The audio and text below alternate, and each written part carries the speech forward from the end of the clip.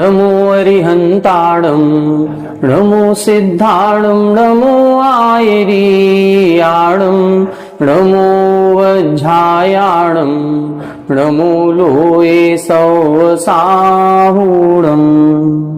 सिद्धं शुद्धं परमीय जिणिन्दवर्णेमि चन्दमकलङ्कं गुणरयणभूषणुदयं जीवस्य परुवणं वोच्छम्। 1008 श्री मूलनायक आदिनाथ भगवान की जय।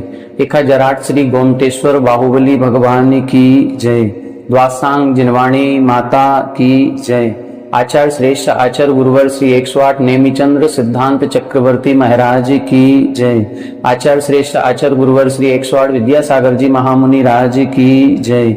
तीर्थ चक्रवर्ती जगत पूज्य निर्यापक श्रमण मुनि पुंगव श्री 108 सुधा सागर जी महाराज की जय। समस्त मुनि संघ की जय। श्री गौमटसार जीवकांड जी ग्रंथराज की इस स्वाध्याय श्रृंखला में जीव की 20 प्ररूपणाओं पर अपन सभी विस्तार से चर्चा कर रहे हैं। इन 20 प्ररूपणाओं को संक्षेप में 2 महाधिकारों में विभाजित किया गया था, जिसमें इन्होंने बताया था ओघ और आदेश। ओघ का मतलब गुण स्थान और आदेश का मतलब मार्गणा स्थान। तो प्रमुख रूप से यदि देखा जाए तो 2 ही प्ररूपणाएं होती हैं, और जब इनको अपन विस्तारित करते हैं, इनके भेद प्रभेद लगाते हैं, तो फिर 20 प्ररूपणाएं हो जाती हैं।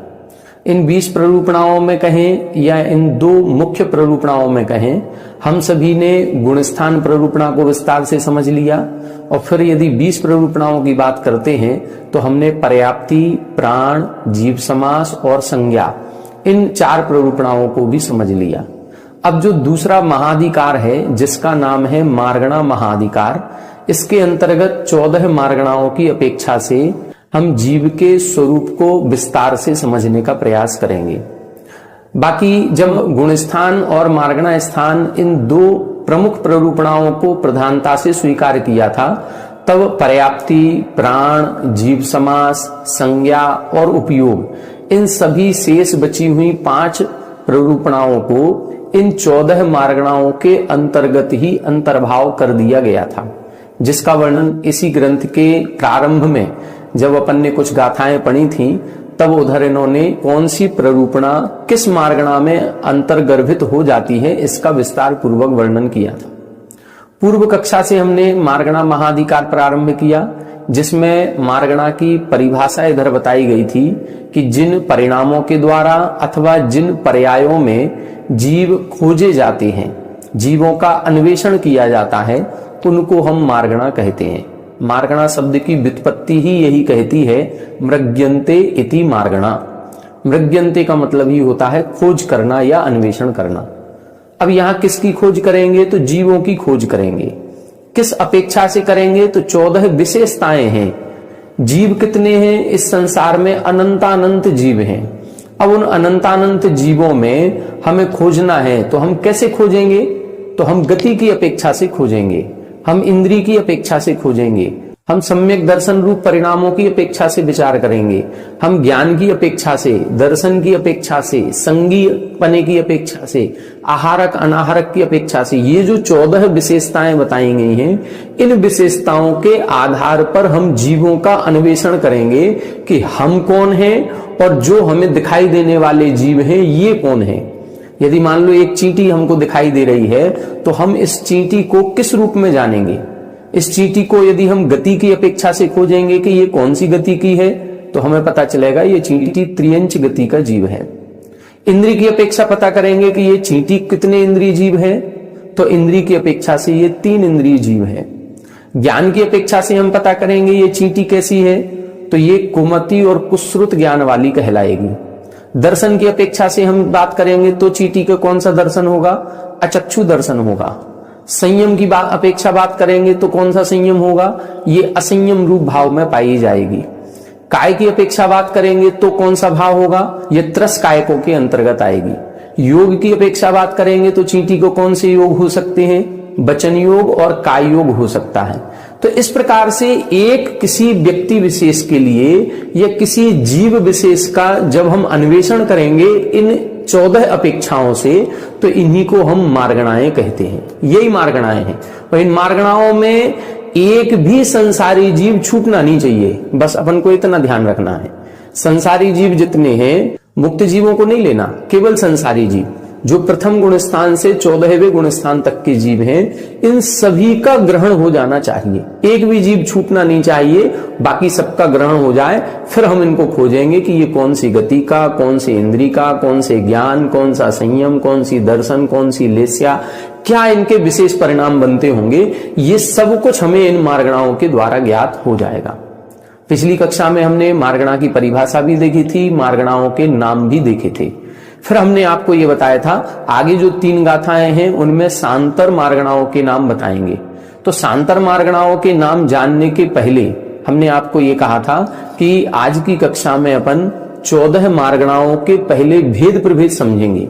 यहां पर इन्होंने केवल 14 मार्गणाओं के नाम लिखे हैं, लेकिन गति मार्गणा के कितने भेद हैं, इंद्रिय मार्गणा के कितने भेद हैं, संयम मार्गणा के कितने भेद हैं, ये इधर इन्होंने स्पष्ट नहीं किया। तो अब इनके आज अपन भेद प्रभेद लिखेंगे। साथ ही कौन सी मार्गणा में कितने गुण स्थान होते हैं ये भी अपन लिखेंगे, जिसको हमने कहा था ये सत प्ररूपणा कहलाती है। ये सत प्ररूपणा समझ में आ जाएगी और मार्गणाओं के भेद प्रभेद सारे समझ में आ जाएंगे। तो कुल भेद प्रभेद संभवतः 95 होते हैं। जब सारे भेद अपन लिख लेंगे फिर अपन को यह समझ में आएगा कि इन सभी 95 भेदों में से ये 8 भेद ऐसे होते हैं जो सांतर होते हैं, अंतर सहित होते हैं। अब ये अंतर सहित कैसे समझ में आएगा इसकी चर्चा अपन बाद में करेंगे। पहले अपन जो मार्गणाएं हैं उन मार्गणाओं के भेद प्रभेद और उनके गुण स्थान, इसका अपन चार्ट बनाएंगे, बोर्ड के माध्यम से समझते हैं। 3 कॉलम बनाएंगे। पहले कॉलम में मार्गणा स्थान का नाम, दूसरे कॉलम में मार्गणा के भेद और तीसरे कॉलम में अपन उनके गुण स्थान लिखेंगे। तो आइए बोर्ड के माध्यम से देखते हैं। आप सभी भी अपनी कॉपी डायरी निकाल लीजिए और इस तरह से चार्ट आप सभी को बनाना है।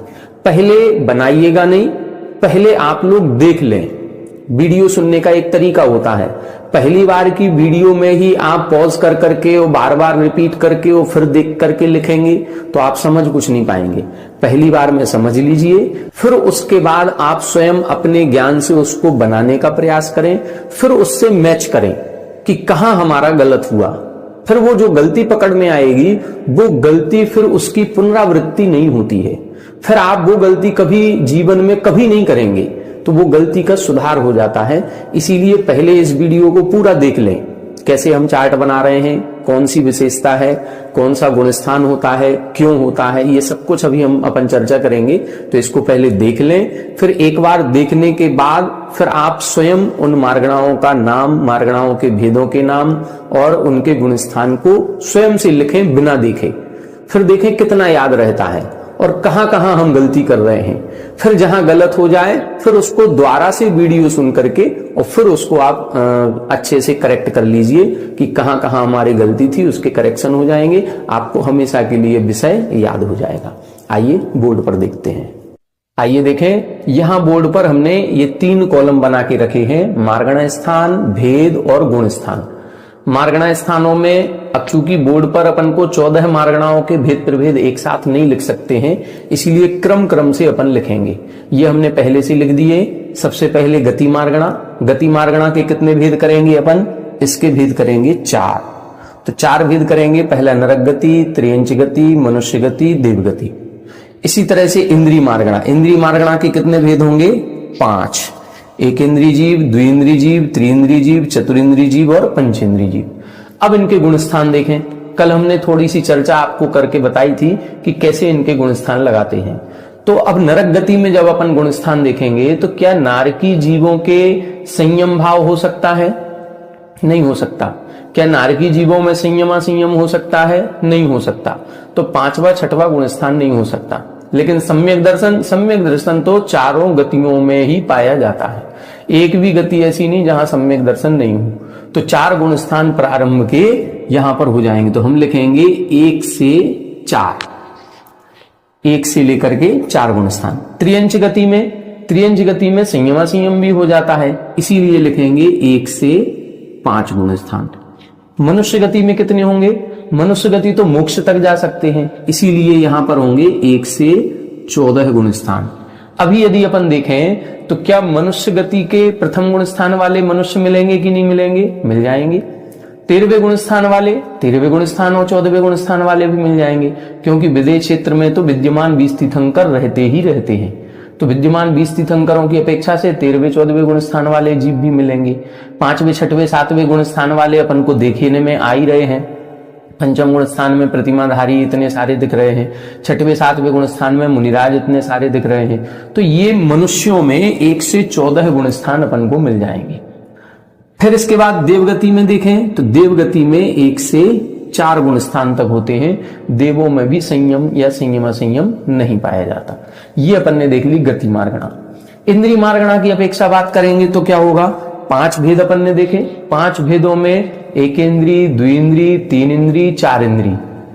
ये जो 4 जीव होते हैं, 1 से लेकर के 4 इंद्री तक के जीव, ये नियम से प्रथम गुण स्थान वाले ही होते हैं। इनके दूसरा, तीसरा, चौथा गुण स्थान नहीं होता, क्योंकि एक इंद्री, 2 इंद्री, 3 इंद्री, 4 इंद्री जीवों में सम्यक दर्शन प्राप्त करने की योग्यता नहीं होती। सम्यक दर्शन प्राप्त करने की योग्यता किसके होती है? संगी, पंचेंद्री, पर्याप्तक जीवों में। तो चूंकि 1 इंद्री से 4 इंद्री तक है, इसीलिए जो वो पंचेंद्री वाली शर्त है वो पूरी नहीं हो रही है, इसीलिए इनका प्रथम गुण स्थान मात्र होता है। हमने कल की कक्षा में बताया था कि एक इंद्रिय जीवों में प्रारंभ के 2 गुण स्थान भी संभव हैं। तो वो जो दूसरा गुण स्थान संभव है वो विशेष परिस्थिति होती है कि कोई सम्यक दृष्टि जीव है और सम्यक दृष्टि जीव अपने उपसम सम्यक्त्व से गिरा, दूसरे गुण स्थान में आया और दूसरे गुण स्थान में मरण करके वो एक इंद्रियों में यदि उत्पन्न होता है तो उसके प्रारंभ की जो निर्वृत्त पर्याप्त अवस्था है, अपर्याप्त अवस्था, उस अपर्याप्त अवस्था में उसके दूसरा गुण स्थान संभव है। लेकिन जैसे ही वो पर्याप्त तक होगा उसके पहले ही वो प्रथम गुण स्थान में आ जाएगा। इसीलिए वो एक विशेष परिस्थिति होती है, वो केवल एक इंद्रियों में प्रारंभ के 2 गुण स्थान पाए जाते हैं, वो निर्वृत्त पर्याप्तक अवस्था की अपेक्षा से है। यहां अपन चूंकि पर्याप्तक अवस्था की बात ही कर रहे हैं, सामान्य कथन कर रहे हैं, विशेष नहीं कर रहे हैं, इसीलिए एक इंद्री से 4 इंद्री तक कौन सा गुण स्थान? पहला गुण स्थान। पंचेंद्रीय जीवों के कितने गुण स्थान होंगे? पंचेंद्रीय जीव नरकों में भी हैं, देवों में भी हैं, त्रियंचों में भी हैं, मनुष्यों में भी हैं। तो अपन सर्वाधिक गुण स्थान पंचेंद्रीय के कितने बन सकते हैं? 14 ही बन सकते हैं। तो अपन पंचेंद्रियों में लिखेंगे 1 से 14 गुण स्थान। अब यहां अपन को गति नहीं लगाना है कि नरक गति है कि त्रियंच गति है कि मनुष्य गति की देव गति, नहीं, यहां तो पंचेंद्रीय जीव की बात कर रहे हैं। इन मार्गणा स्थानों का बहुत अच्छा विश्लेषण जब अपन करते हैं तो हमें यह देखना है कि उस जीव में और हमारे में क्या अंतर है। जैसे हम चींटी को तुच्छ समझ रहे हैं, लेकिन चींटी को चूंकि वो 3 इंद्रिय जीव है और हम मनुष्य गति के जीव हैं, तो हम उसको कह रहे हैं अरे ये तो त्रियंच है, ये तो 3 इंद्रिय जीव है, तो हमने उसको तुच्छ समझ लिया। लेकिन जब अपन अभी इसके बाद इंद्रिय के बाद आएगी काय मार्गणा, और काय मार्गणा की अपेक्षा बात करेंगे तो उस चींटी में और हम में कोई अंतर नहीं। क्यों? क्योंकि चींटी भी 3 इंद्रिय है तो त्रस जीवों के अंतर्गत आएगी, और हम भी पंचेंद्रिय हैं तो त्रस जीवों के अंतर्गत आएंगे। तो अभी अपन काय मार्गणा के जब 6 भेद लिखेंगे तो उसमें पृथ्वी कायक, जल कायक, अग्नि कायक, वायु कायक, वनस्पति कायक और त्रस कायक। अब बताओ चींटी में और हम में क्या अंतर है? दोनों भी एक ही ग्रुप में बैठे हैं। त्रस काय के अंदर वो चींटी भी हो, त्रस काय के अंतर्गत हम भी आ रहे हैं, तो कोई अंतर नहीं है। बस यही अंतर इधर अपन को देखना है कि मार्गणाओं की अपेक्षा से जिसको हम तुच्छ समझ रहे थे वो किसी न किसी अपेक्षा से हमारे समकक्ष है।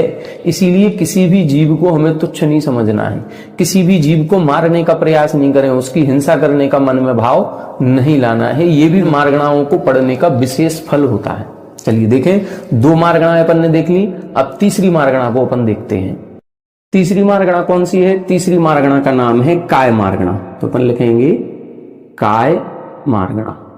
अब इस काय मार्गणा के कितने भेद होते हैं? इस काय मार्गणा के 6 भेद होते हैं। 6 भेद कौन कौन से?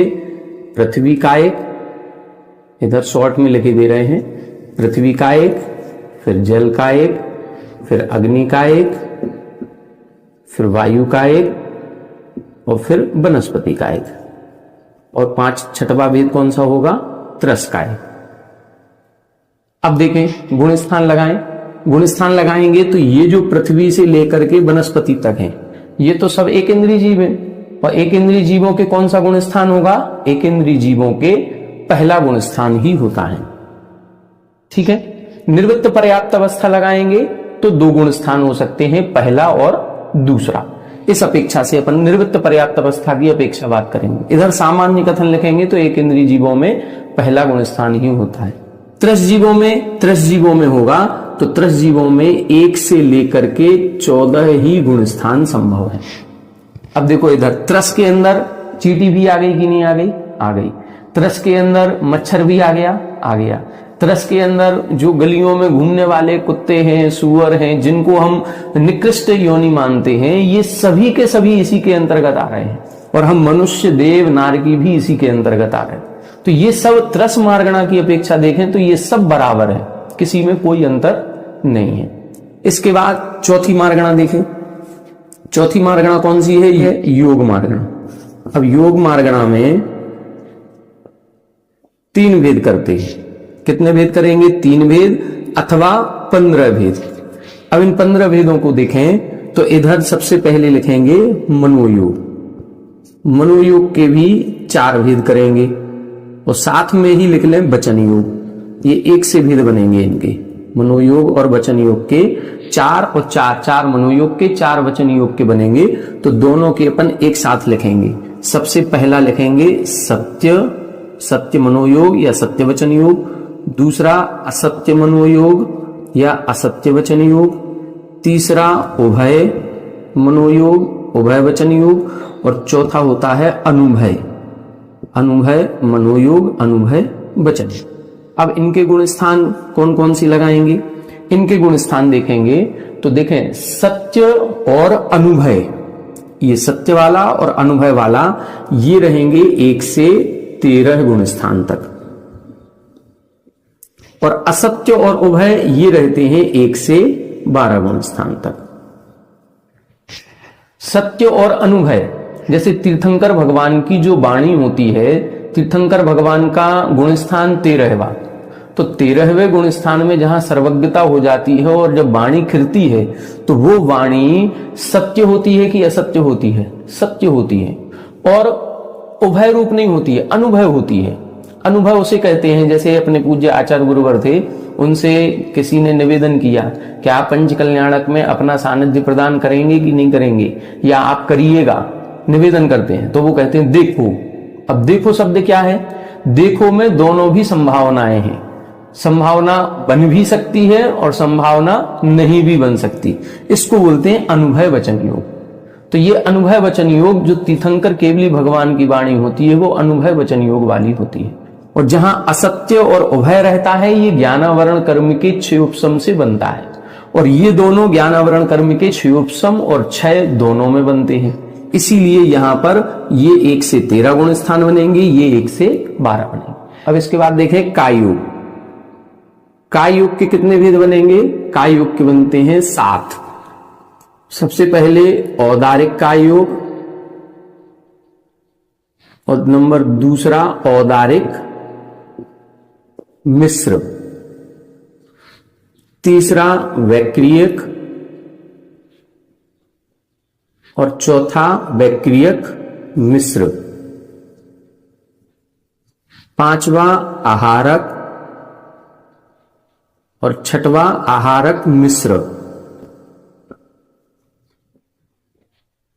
और 7वां होता है कार्मण काय योग। अब देखें इनके गुण स्थान देखेंगे तो इनके गुण स्थानों में औदारिक काय योग कहां तक रहेगा? 1 से 13 गुण स्थान तक, क्योंकि औदारिक शरीर वाले हैं, औदारिक शरीर वाले ही मोक्ष प्राप्त करते हैं। और संयोग अवस्था कहां तक रहती है? 13वें गुण स्थान तक। 14वें में तो अयोग हो जाएंगे, इसीलिए औदारिक काय योग कहां तक होगा? 1 से 13।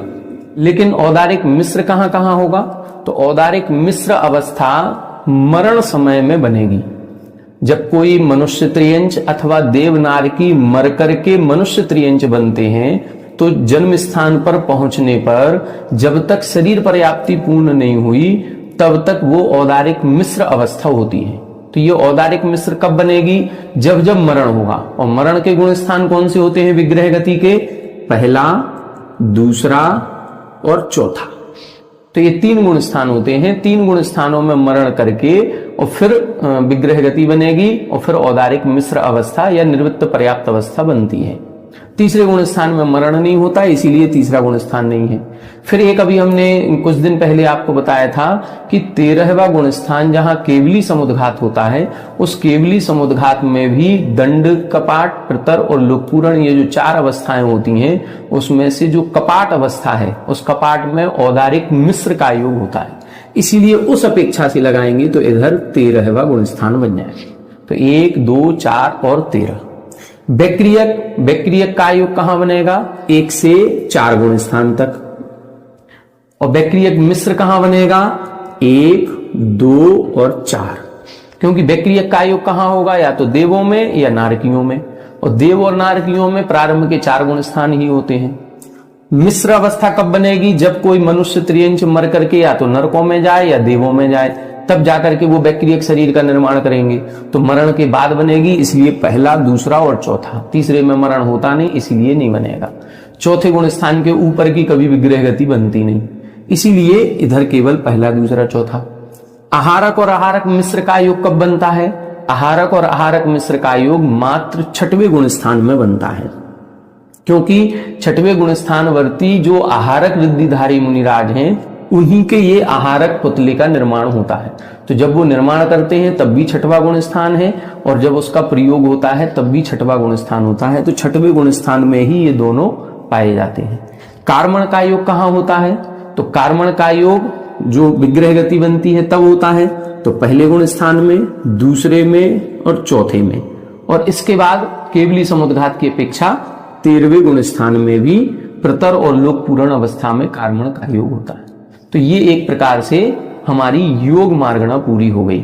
मनोयोग के 4 हो गए, वचन योग के 4 हो गए और काय योग के 7 हो गए। मतलब कुल मिलाकर के योग मार्गणा के 15 भेद होते हैं। वो 15 भेदों की अपन ने ये प्ररूपणा देख ली। अब इसके बाद योग मार्गणा के बाद क्या आएगा? गति, इंद्री, काय, योग। अब इसके बाद वेद, कसाय, ज्ञान और संयम। तो वेद मार्गणा दिखते हैं। देखें 5वें नंबर की कौन सी मार्गणा है? वेद मार्गणा। अब वेद मार्गणा के कितने भेद होते हैं? वेद मार्गणा के 3 भेद किए जाते हैं। कौन कौन से? स्त्री वेद, पुरुष वेद और नपुंसक वेद। इन तीनों भी वेदों का जो उदय होता है ये 9वें गुण स्थान तक होता है। तो प्रथम से 9वें गुण स्थान तक कहलाएंगे। 9वें गुण स्थान के ऊपर किसी भी वेद का उदय नहीं पाया जाता। यहां पर भाव वेद लेना है, द्रव्य वेद नहीं लेना है। ये जो कथन किया जाता है मार्गणाओं का, ये भाव वेद की अपेक्षा कहा जाता है। तो 3 भेद करेंगे, स्त्री वेद, पुरुष वेद, नपुंसक वेद। और तीनों ही जो वेद कसाय का उदय है वो 9वें गुण स्थान के कुछ भाग तक होता है। तो जहां तक इनका उदय है 9वें गुण स्थान तक, वहां तक इनको मानते हैं। उसके ऊपर फिर अपगत वेदी कहलाते हैं। अपगत वेदी का मतलब वेद रहित। तो 9वें गुण स्थान का कुछ भाग, फिर 10, 11, 12, 13, 14 ये जो गुण स्थान वाले जीव हैं उनको हम अपगत वेदी कहते हैं। ये वेद मार्गणा हो गई। फिर इसके बाद कौन सी है? वेद, कसाय, ज्ञान, संयम। अब इसके बाद है कौन सी? कसाय मार्गणा। अब कसाय मार्गणा के अंतर्गत सामान्य कथन करें तो अपनी 4 कसाय होती हैं, क्रोध, मान, माया और लोभ। तो अपन क्या लिखेंगे? क्रोध, मान, माया और एक और होगी चौथी, लोभ।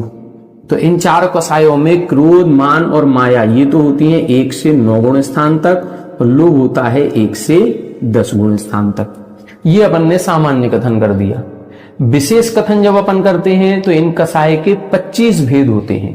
उन 25 भेदों में अनंतानुबंधी, अप्रत्याख्यान, प्रत्याख्यान, संजुलन और फिर उसके बाद हास्य रति, रति आदि 9 कसाय लगाते हैं। उनको भी अपन एक बार देख लें। 25 भेद करेंगे तो क्या करेंगे? सबसे पहले अपन लिखें अनंतानुबंधी। अनंतानुबंधी कहां तक पाई जाती है? अनंतानुबंधी कसाय होती है पहले और दूसरे गुण स्थान में, इसके अलावा दूसरे के ऊपर नहीं होती। दूसरी है अप्रत्याख्यानावरण। अप्रत्याख्यानावरण कहां तक पाई जाएगी? अप्रत्याख्यानावरण जो होती है वो 1 से 4 गुण स्थान तक होती है। फिर इसके बाद कौन सी है? तीसरी है प्रत्याख्यानावरण। प्रत्याख्यानावरण चारों भी लगाएंगे इसमें, चारों का मतलब क्रोध, मान, माया और लोभ। प्रत्याख्यानावरण 1 से 5 तक पाई जाती है, मतलब प्रतिमाधारी है या आरिका माता जी, एलक्षोल्लक जी हैं, इनके प्रत्याख्यानावरण कसाय का उदय है, इसीलिए ये यहां तक है। प्रत्याख्यानावरण कसाय का अनुदय करते ही ये मुनिराज बन जाएंगे, तो इनके 6वां 7वां गुण स्थान हो जाएगा। अब संजुलन का क्या होता है? संजुलन के लिए अपन इधर लिखेंगे संजुलन क्रोध, मान और माया, ये तीनों होती हैं 1 से 9वें गुण स्थान तक। और संजुलन लोभ जो होगा वो 1 से 10 गुण स्थान तक होता है। 10वें गुण स्थान के ऊपर कोई भी कसाय नहीं पाई जाती। अब बाकी नवनो कसाय बची हैं, नवनो कसाय को देख लेते हैं। नवनो कसायों में हास्य, रति, अरति, शोक, भय, जुगुप्सा, ये 6 भी कसाय, ये 6 हो गई है। ये 6 कसाय 1 से 8वें गुण स्थान तक होती हैं। और फिर जो 3 वेद हैं, ये तीनों वेद कहां तक पाए जाते हैं? ये अपन ने अभी देख लिए 1 से 9 स्थान तक। ये अपनी कसाय मार्गणा हो गई। तो कसाय मार्गणा के जो 25 भेद होते हैं, उन 25 भेदों के अपन ने भेद प्रभेद भी लिख लिए और उनके गुण स्थान भी देख लिए। कसाय मार्गणा के बाद कौन सी है? ज्ञान मार्गणा। अब है ज्ञान मार्गणा। ज्ञान मार्गणा के हमने कितने भेद बताए थे? 8 भेद। तो इधर देखेंगे कुमति, कुश्रुत और कुअवधि, ये तीनों ज्ञान कहां तक होते हैं? ये पहले और दूसरे इन 2 गुण स्थानों में होते हैं। फिर मति, श्रुत और अवधि, ये 3 जो सम्यक ज्ञान है, ये कहां तक होते हैं? ये 4 से लेके 12वें तक होते हैं। मनःपरय ज्ञान कहां होता है? मनःपरय ज्ञान तो मुनियों से प्रारंभ होता है, श्रावकों के होते ही नहीं है, तो ये 6 से 12 तक होगा। और केवल ज्ञान किसके होता है? केवल ज्ञान केवल ज्ञानियों के होता है, तो ये इधर होगा 13वां और 14वां। इस प्रकार से इनको तीसरे गुण स्थान में किसी भी ज्ञान की प्ररूपणा नहीं की गई। तीसरे गुण स्थान में जब जीव रहता है अंतर मुहूर्त के लिए, तो उसके ज्ञान होता है कि नहीं होता? होता है। अब कौन सा ज्ञान कहें? सम्यक ज्ञान कहें कि मिथ्या ज्ञान कहें? इसमें आचार्य मौन है, किसी भी आचार्य ने कुछ भी नहीं लिखा कि तीसरे गुण स्थान में हम क्या कहें। मिथ्या ज्ञान के गुण स्थान पहला, दूसरा, और सम्यक ज्ञान के गुण स्थान 4 से ऊपर लिखे। तो तीसरा गुण स्थान कहां गया? तीसरे गुण स्थान का किसी भी आचार्य ने कोई वर्णन नहीं किया। क्यों नहीं किया? इसका अपन भी समझ सकते हैं कि तीसरे गुण स्थान की प्ररूपणा कर ही नहीं सकते, वो सम्यक मिथ्या दृष्टि है, ना सम्यक दृष्टि है ना मिथ्या दृष्टि है, बीच वाला है। तो बीच वाला 9वां ज्ञान तो बना नहीं सकते, ज्ञान तो 8 ही है। अब क्या परिणति होती है? ये एक यक्ष प्रश्न है जिसका समाधान किसी भी ग्रंथ में किसी भी आचार्य ने नहीं किया। ज्ञान मार्गणा के बाद कौन सी है? संयम मार्गणा। अब संयम देखें, संयम मार्गणा के कितने भेद? संयम मार्गणा के 7 भेद अपन ने किए थे। 7 भेदों में सबसे पहले अपन लिखे असंयम। असंयम भाव कहां तक रहता है? असंयम भाव 1 से 4 गुण स्थान तक। पंचम से तो फिर ऊपर संयम सहित हो जाएंगे। दूसरी है संयमा संयम। संयमा संयम भाव कहां तक रहेगा? ये केवल 5वें गुण स्थान में ही रहता है, ना 5वें से नीचे और ना 5वें से ऊपर, केवल पंचम गुण स्थान वाले संयमा संयमी कहलाते हैं। इसके ऊपर 6वें से लेकर के और ऊपर 14वें गुण स्थान तक सभी संयमी होते हैं। तो उन संयमी जीवों के 5 भेद किए जाते हैं: सामायिक चारित्री, छेदोपस्थापना, परिहार विशुद्धि, सूक्ष्म सांप्राय और यथाख्यात। ऐसे उन 5 चारित्र के गुण स्थान क्या होते हैं? अब उसको अपन लिख लेते हैं। सबसे पहले सामायिक संयम। दूसरे नंबर पर छेदोपस्थापना, तीसरे नंबर पर परिहार विशुद्धि, चौथे नंबर पर सूक्ष्म सांप्राय, पांचवें नंबर पर यथाख्यात। ठीक है, अब इसके गुणस्थान कैसे लगाएंगे? तो जो सामायिक और छेदोपस्थापना, ये जो दो संयम होते हैं, ये छठवें गुणस्थान से 9वें गुणस्थान तक पाए जाते हैं। ये 6 से 9वें गुणस्थान तक। परिहार विशुद्धि चारित्र जो होता है ये चलते हुए होता है, इसीलिए इसको बोलते हैं केवल छठवां और 7वां गुणस्थान। सूक्ष्म सांप्राय चारित्र पता है चल रहा नाम से, सूक्ष्म सांप्राय जो गुणस्थान है केवल 10वें गुणस्थान में होता है।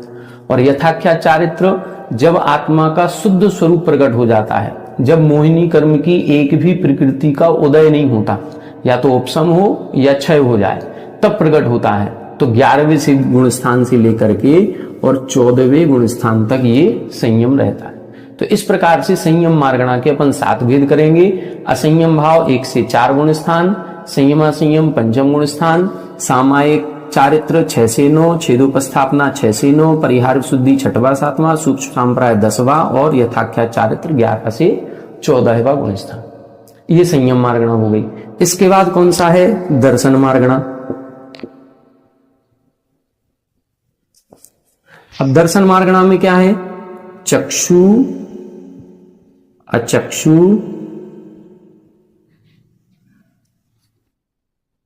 अवधि और केवल। अब ये 4 दर्शन होंगे। तो चक्षु अचक्षु दर्शन पहले गुणस्थान से 12वें गुणस्थान तक हो सकता है। जैसे हम आप हैं, हमारे चक्षु दर्शन भी है और अचक्षु दर्शन भी है। चक्षु इंद्री से जब होता है तो चक्षु दर्शन, शेष इंद्रियों से होता है तो अचक्षु दर्शन। अवधि दर्शन कब होगा? अवधि दर्शन होता है 4थे गुणस्थान से लेकर के 12वें गुणस्थान तक। और फिर केवल दर्शन कब होगा? ये केवल ज्ञान के साथ तो 13वें और 14वें गुणस्थान में। अब यहां पर भी एक यक्ष प्रश्न है कि जो पहले और दूसरे गुणस्थान में कुअवधि ज्ञान कहा था, तो उस कुअवधि ज्ञान के पहले दर्शन होता है कि नहीं होता? होता है। बिना दर्शन के तो ज्ञान होगा नहीं। और जब बिना दर्शन के ज्ञान नहीं होगा तो क्या जो मिथ्या दृष्टि देवनार की है उनके जो अवधि ज्ञान हो रहा है, तो उनके जो विभंगावधि ज्ञान है उसके पहले दर्शन होगा कि नहीं होगा? होगा। लेकिन जब दर्शन के गुणस्थान लिखे तो अवधि दर्शन के गुणस्थान 4 से 12 लिखे, 1 से 12 नहीं लिखे। तो क्या मिथ्या ज्ञान के पहले जो दर्शन है उस दर्शन को नहीं माना? दर्शन तो होता है लेकिन उस दर्शन की भी प्ररूपणा नहीं की गई। किन्हीं भी आचार्यों ने दर्शन को मिथ्या नहीं कहा। दर्शन सम्यक ही होता है, चाहे भले वो मिथ्या ज्ञान के पहले हो और चाहे वो सम्यक ज्ञान के पहले हो। दर्शन तो सम्यक ही होता है। लेकिन अब मिथ्या ज्ञान के पहले दर्शन को हम सम्यक बोले और ज्ञान को मिथ्या बोले, ये भी नहीं बोल सकते। इसीलिए दर्शन की जब व्यवस्था की गई तो अवधि दर्शन 4 से 12वें गुणस्थान तक कहा गया, इसके पहले नहीं होता। ये बात कौन सी मार्गणा? लेस्या मार्गणा। देखें, लेस्या मार्गणा के 6 भेद होते हैं। कृष्ण, नील, कापूत, फिर पीत, पद्म और फिर शुक्ल। ऐसे ये 3 वेदों में लिखेंगे। कृष्ण, नील, कापोत, ये 3 अशुभ लेस्याएं होती हैं। ये प्रारंभ के 4 गुणस्थान तक ही होती हैं। तो 1 से लेकर के 4 गुणस्थान तक।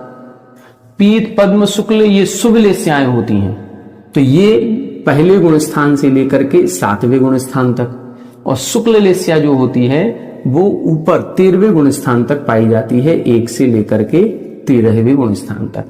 लेस्या किसे कहते हैं? कसायों से सहित योगों की प्रवृत्ति। तो कसाय परिणाम से सहित हो और योग की प्रवृत्ति, तो योग की प्रवृत्ति कहां तक पाई जाएगी? संयोग केवली गुणस्थान तक, 13वें गुणस्थान तक। इसीलिए शुक्ल लेस्या 13वें गुणस्थान तक है। 14वें गुणस्थानवर्ती जीवों को अलेस्य कहते हैं, लेस्या से रहित। अब इसके बाद लेस्या के बाद कौन सी है? सम्यक्त्व मार्गणा, भव्यत्व मार्गणा, संगित्व और आहार। 4 मार्गणा और है। देखें इसको। सम्यक्त्व मार्गणा। अब सम्यक्त्व मार्गणा के हमने कितने भेद बताए थे? 6 भेद बताए थे। सबसे पहले औपसमिक, दूसरा छायोपसमिक सम्यक दृष्टि, तीसरा छायक सम्यक दृष्टि। अब औपसमिक सम्यक्त्व कहां पाया जाता है? ये 4 से 11 गुण स्थान तक, छायोपसमिक सम्यक्त्व 4 से 7 गुण स्थान तक और छायक सम्यक दर्शन 4 से 14वें गुण स्थान तक होता है। इसके बाद 3 हैं जो सम्यक्त्व से रहित होते हैं। तो सम्यक्त्व से रहित कौन कौन से हैं? तो इधर अपन लिखेंगे सम्यक मिथ्या दृष्टि, सम्यक मिथ्या दृष्टि, फिर सासाधन सम्यक दृष्टि, सासाधन सम्यक दृष्टि और तीसरा लिखेंगे मिथ्या दृष्टि। अब इनका गुण स्थान कौन सा है? तो वही वाला गुण स्थान होगा। सम्यक मिथ्या दृष्टि का तीसरा गुण स्थान होता है, सासाधन सम्यक दृष्टि का दूसरा गुण स्थान होता है और मिथ्या दृष्टि का पहला गुण स्थान होता है। इस तरह से ये सम्यक्त्व मार्गणा अपनी पूरी हो गई। अब इसके बाद कौन सी है? संगित्व मार्गणा। देखें संगित्व मार्गणा, संगित्व मार्गणा के कितने भेद करते हैं? इसके 2 भेद होते हैं, एक संगी और एक असंगी। और असंगी जीवों के तो सम्यक दर्शन होता ही नहीं है, तो ये कौन सी हो जाएंगे? प्रथम गुण स्थान वाले। और संगी मार्गणा के गुण स्थान कितने होंगे? ये तो ऊपर तक जा सकते हैं, लेकिन कहां तक जाएंगे? 12वें गुण स्थान तक। तो पहले से 12वें तक। 12वें के ऊपर क्यों नहीं? इसीलिए नहीं क्योंकि संगीपना मन के सद्भाव में होता है और मन का सद्भाव 9 इंद्रिया वर्ण कर्म के क्षयोपशम से होता है और 9 इंद्रिया वर्ण कर्म का क्षयोपशम 12वें तक ही रहेगा, क्योंकि 12वें के बाद तो ज्ञान वर्ण कर्म क्षय ही हो जाता है। तो क्षयोपशम भाव 12वें तक है, इसीलिए संगित्व मार्गणा भी 12वें तक। इसके बाद एक मार्गणा है भव्यत्व मार्गणा। भव्यत्व मार्गणा में क्या है? भव्यत्व मार्गणा के भी 2 भेद करेंगे, एक अभव्य और एक भव्य। तो अभव्य जीव का तो पहला ही गुण स्थान होता है और भव्य जीव के 1 से लेकर के 14 गुण स्थान तक पूरे हो जाएंगे। इसके बाद एक और अंतिम मार्गणा कौन सी है? आहार मार्गणा। आहार मार्गणा के कितने भेद हैं? 2, एक आहारक और एक अनाहारक। अब इनकी जब व्यवस्था अपन देखते हैं तो आहारक हमने बताया था 3 शरीर और 6 पर्याप्तियों के योग्य पुद्गल स्कंधों का ग्रहण करना, ये आहारक कहलाता है। और ये किस कारण से होता है? शरीर नाम कर्म के उदय से। शरीर नाम कर्म का उदय कहां तक पाया जाता है? 13वें गुण स्थान तक। इसीलिए 1 से लेके 13वें गुण स्थान तक आहारक अवस्था बन जाएगी। और अनाहारक अवस्था कब बनती है? जब इन वर्गणाओं का ग्रहण नहीं होता है। तो ये कब कब बनेगा? ये विग्रह गति में बनेगा।